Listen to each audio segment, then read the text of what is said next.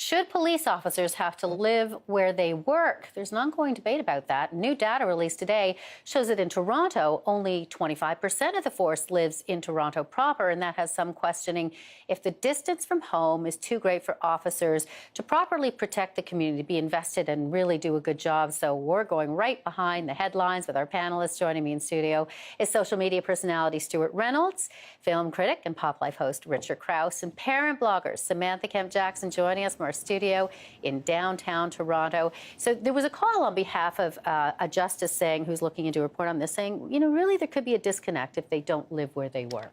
I'm fine if they don't. I can totally understand. I think it'd be horrible to be a police officer and then have to like live in that same community. Yeah. But you'd be the guy, you'd be like the buzzkill all the time. You know, you couldn't relax ever. So I totally understand. Living where you are, Richard. Well, I wonder how many people that work in, you know, the waterworks factory, how many postal workers live in the neighborhood that they deliver in. I mean, I don't really think that it makes that much of a difference. They're people with a job to do, whether they're commuting in or not.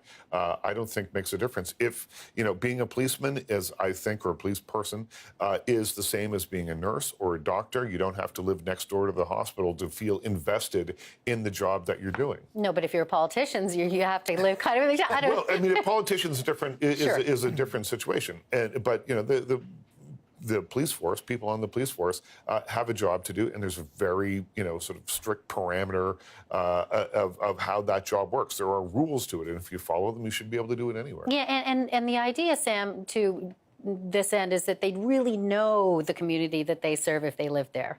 Well, I think you could certainly know the community without actually living there. You know, let's be realistic. It's really expensive to live in large urban cities in this country.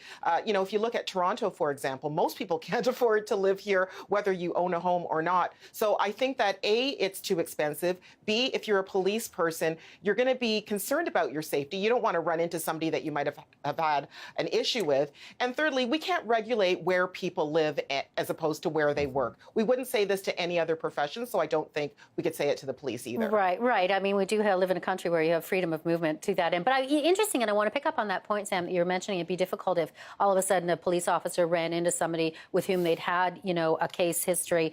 Because in New York, police officers are required to live in one of the 5 districts, I guess, or in the counties outside, but they are also stopped from living in the precinct. Because, you know, what if your neighbor, what if you had to deal with your neighbor? Well, for sure. I mean, you know, growing up in a small town, I knew all the police officers, and I know I had one traffic Because you were arrested so often, you get to know everybody. I had a traffic violation, and I remember the police officer went, "It's okay." I don't want him doing that to everybody. It was fine for me, but you know. Or it's not okay because you're a bad neighbor. Exactly. Yeah. Exactly. I agree. I mean, you know, New York's an interesting situation because it's big. Manhattan is not all that big, but then you've got the boroughs. But you know, they're all easily connected. It's like if you're a police officer in Toronto and you live in Etobicoke or Mississauga.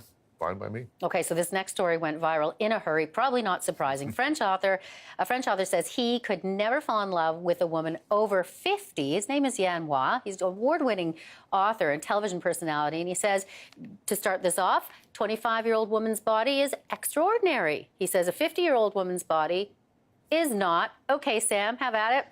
Okay, where do I start? I am personally offended by this. Not that I would want anything to do with this person because he's not quite the looker himself, so he's got a lot of nerve.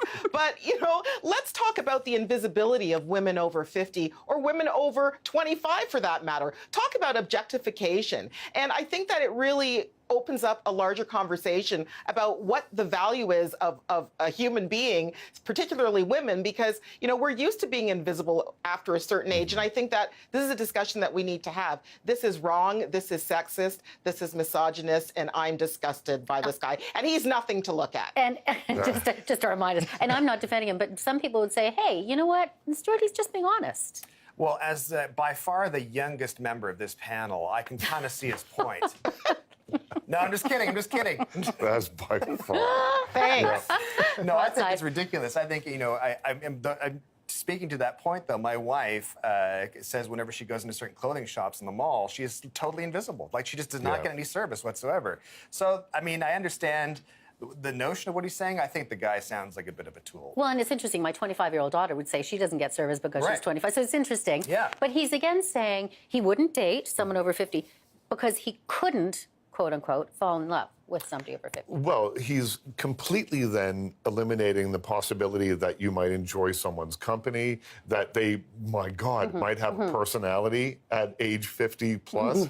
I'd like to lock this guy in a room with Kim Cattrall for an hour and see who emerges bloodied but victorious, because I have a feeling I know who, and it wouldn't be him. Yeah, it'll be interesting to see, because the backlash has been incredible. And as I said before, he's an award-winning author and he's on television in France all the time. Interesting to see what happens over the next couple of days. Sam, let me go here. This is an ongoing debate, vaping, because of the popularity of vaping, most particularly with teenagers. So an Ottawa high school principal has decided to take the doors off the washroom so they can better monitor who's running in there to vape. So is it an invasion of privacy, a concern, or is it what they have to do?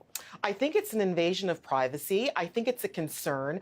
I know that way back in the day when I was younger, people used to smoke in the washroom. I guess this is the modern day equivalent. That being said, you don't take the, semblance of privacy away from teenagers to teach them a lesson. There are other ways that we can get to our kids in terms of what is appropriate, in terms of what they're doing.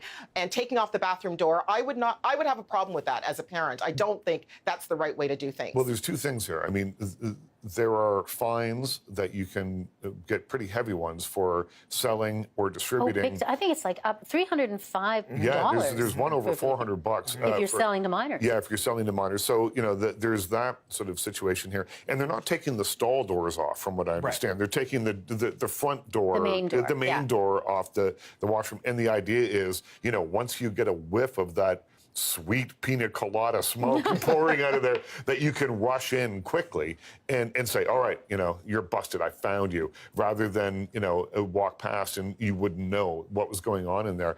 And there are health concerns with vaping, and there are a lot of kids, apparently, who are bypassing cigarettes completely and just starting on vaping because of the sweet taste of it and the high nicotine content. So, I mean, it is an issue. Vaping has been sold as, in a lot of ways, a safer or a safe alternative to cigarettes. And I think, in 10 years, we're going to find out that quite the opposite. Yeah, well, the FDA in the States has already called it an epidemic. But but back to just the bathroom for a second, because these things don't set off smoke alarms. Right, because it's missed. Yeah, exactly. But I mean, I think that I'm not as concerned about it as much. I think that main door doesn't matter. As Richard said, you can smell it as you're walking by. You don't have to constantly police it and that kind of thing. I think that's okay, because I think anything to stop these kids from getting into it is a good thing.